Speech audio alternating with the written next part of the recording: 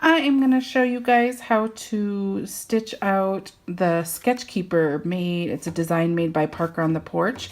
It is a fabulous design for gifts for little kids. It's great for purses. I actually made these for my little girl's preschool teacher last year. So I'm just going to go ahead and walk through one. This is the 5x7 vinyl choice that I'm doing. And the very first step right here, let's get started. The very first step is to stitch out your placement line. And we're going to stitch that out on regular tearaway that I have already hooped. And I'm going to go ahead and stitch that, and I'll show you what that placement line looks like. Okay guys, this is what your placement stitch looks like. On this design, we're not going to put the vinyl down yet. We are going to use something called fold over elastic. And I'm going to use this. What it is it's decorative, stretchy elastic. It's basically just a piece of elastic. We are going to measure this fold over elastic to 8 inches for the 5x7 that I'm making. The size will be different if you do the 6x10, but we're doing 5x7 right now. And you are going to do right sides together. So you're going to fold it like this. And I'm going to run the placement stitch for it first, and then I will show you how that works. So step 2 right here is just going to place a little line at the bottom, and that is to show you where to put your fold over elastic. So I'm going to go ahead and run that, and I will be right back to show you what that looks like. It went ahead and stitched. You can see that there's a little darker spot right here, this one little spot. That is where we are going to put our fold over elastic. And we are going to put it right sides together, and we're going to put it just like that, get it all lined up, and then we're going to tape it probably on the outside. I'm going to go ahead and get that set up, and then I'll come back and show you what it looks like before I stitch the tack down for this fold over elastic. One more thing on this fold over elastic before I put it down. You can see if your fold over elastic is directional. See, mine says I love school, so it's only going to look good one direction. You just need to look at your design. This is all the stitches, so the pins are going to go in from the top this way. So you're going to want your directional fold over elastic to go this direction with it. So I'm going to put right sides together. But I'm also going to make sure that my design is facing that way. Otherwise, it's going to kind of look upside down.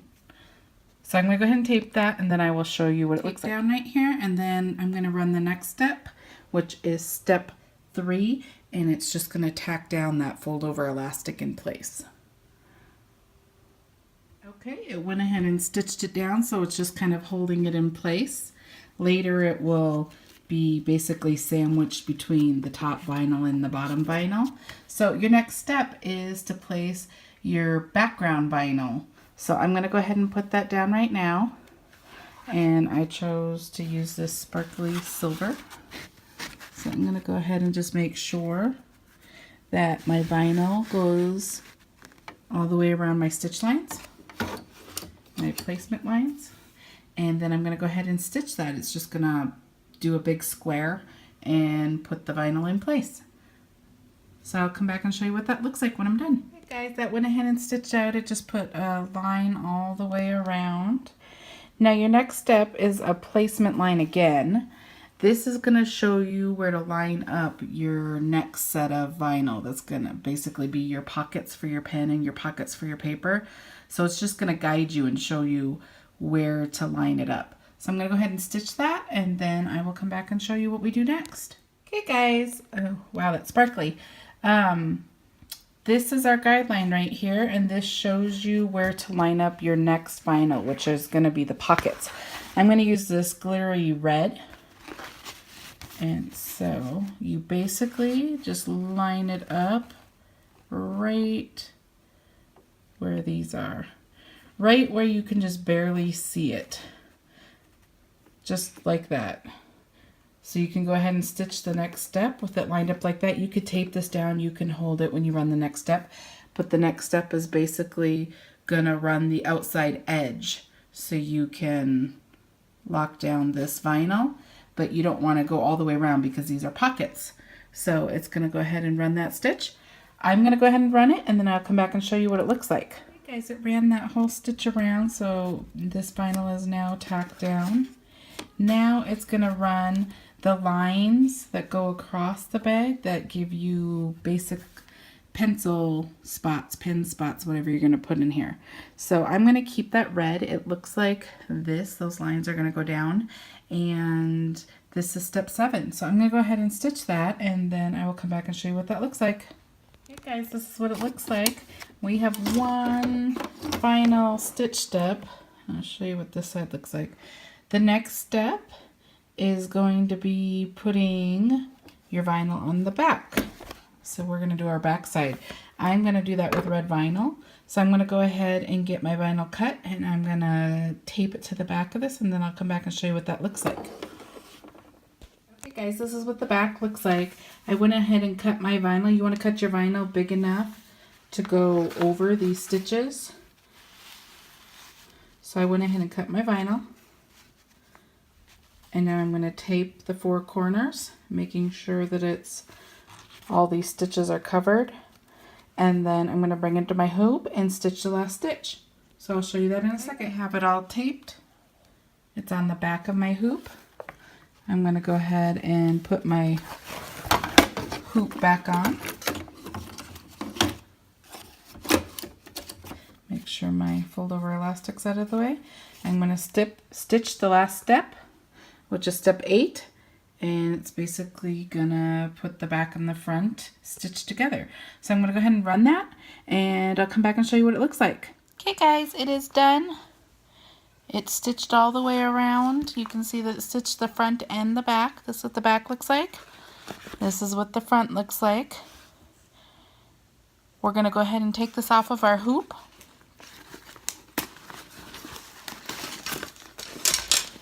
And I'm going to pull the stabilizer off. This is just the tearaway.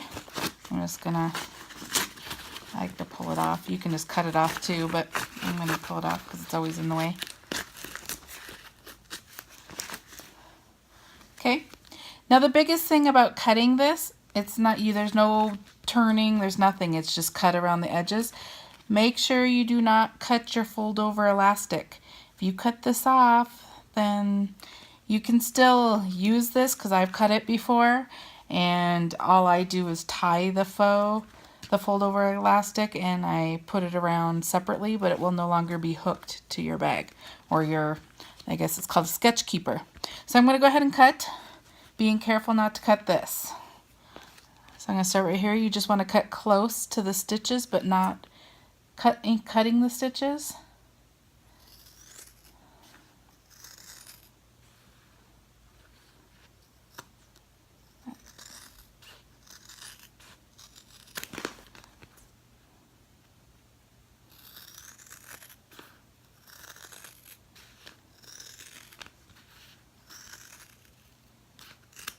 And cut the easy sides first.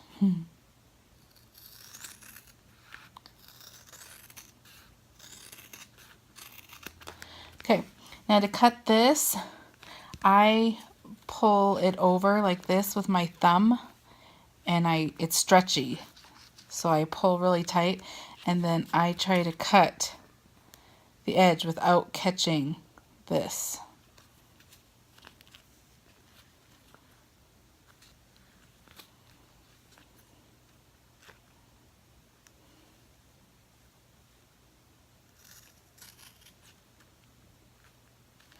You know the better way to cut it because I've cut it that way before. I'm going to give you new instructions. I hold the fold over elastic right there, and I'll cut straight down to where the stitches start, because it's hard for me to see behind it. And then I'm going to cut on the other side, and then I'm going to cut up to that point so I can see where that point is now because I have a cut mark.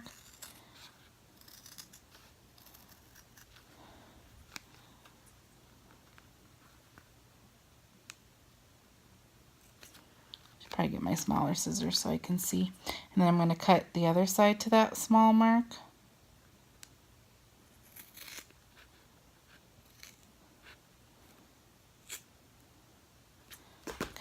I'm gonna get my small scissors real quick. Let me see if I can find them. So I have these much smaller scissors so you can be more precise instead of my big, huge ones that I'm using. I just don't want to cut any of these stitches, but I want to get this off. Okay, so easier with the smaller scissors on this part. I'm going to go ahead and cut to there.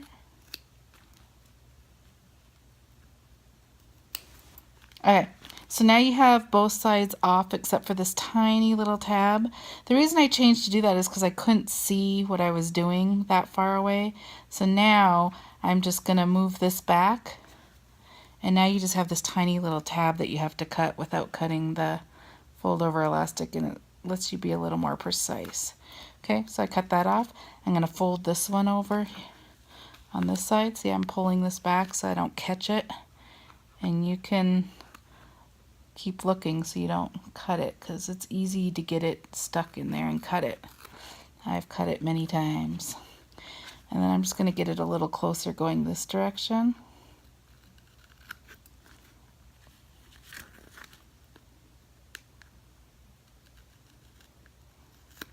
Okay, I think I cut it good enough. Okay, so you can see it's pretty straight on either side. So we are done. I can fold this. The way this works is you fold this over. I'm going to cut these little stitches hanging off right there. And then now your fold over elastic folds over. And it says, I love school, I love school. So it holds it together. Now I'm going to show you some things that I have that can go in it. I'm probably going to have to go find links for some of it. But let me get my stuff together and I'll come back and show you what I put in it. Guys, I wanted to show you some options of stuff that goes in here. This is the 5x7 size, so it's small. So you get 3 colors in there. There's different things that fit in here. These little tiny pipsqueak. I don't know if they're called pipsqueak. They're just basically the short, pipsqueakers. Look, I was right. Little markers. These fit in here fine. See, they're not too long and they fit. The other thing is Crayola makes colored pencils that are this size. This isn't just sharpened down. They come this size. And I think my son has a box of 54 colors. So you could put these in there. They would fit very nicely. The other thing is crayons obviously fit. So the crayons fit in here too. So you could just put 3 crayons, you could put the colored pencils, you could go to markers. Those all fit.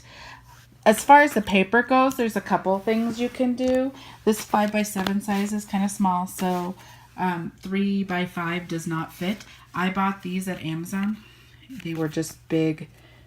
They came in a big group, and they're just blank paper. And I go ahead for this size. This fits in the other size, but for the 5x7 size, I cut it down.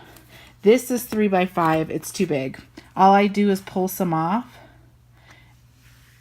and I used my cutter just to cut it a little shorter, and now it fits fine. So I'm going to go ahead and put that in and put the colored pencils in, and then I'll come back and show you what that looks like. Guys, here it is. I have 3 colored pencils in there. I have the cut down paper that I put in there, and then you just fold this and the fold over elastic. Hold on a sec. My tripod's coming, I promise. Goes over it, and there you go. You got this great, I have other products in here. You got this great little paper and pencil thing that can go in your purse, so when you're at a restaurant you could pull it out and your little kids can draw on it. You could play hangman on it. Me and my son, I have one in my purse, and me and my son play hangman all the time when we're waiting at restaurants or just sitting around waiting. And my little girl loves to just color and doodle and draw. And I actually made the bigger ones, but I made them for the teachers, and the bigger ones fit full-size pens. So I put some nice pens in there, and I actually embroidered their name on it. So the embroidering of the name is a little harder. You could put a name right here between, if you have software and you only want to do one hooping, I have put a name right here between these two stitches. So go into the file and then add a name right here, and it goes sideways and it ends up looking pretty cute. And if you want like their name here or something, then you would have to do 2 hoopings, but it's it can be done. But I hope you enjoyed this video. These are really cute gifts, and I hope you like it.